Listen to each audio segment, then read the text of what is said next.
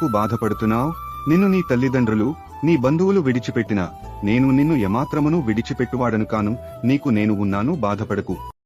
నేను మీ అప్పుల నుండి, మీ బాధల నుండి, మీ రోగాల నుండి, మీ చీకటి శక్తుల నుండి మిమ్ములను విడిపించి ఆశీర్వదింతును. మీకు సంతానము కలుగజేసి మిమ్మును అన్ని విషయాలలో అభివృద్ధి పరిచేదను.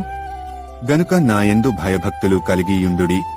వారు నీతో యుద్ధము చేతురుగాని నిన్ను విడిపించుటకు నేను నీకు తోడయున్నందున వారు నీపైని విజయము పొందజాలరు.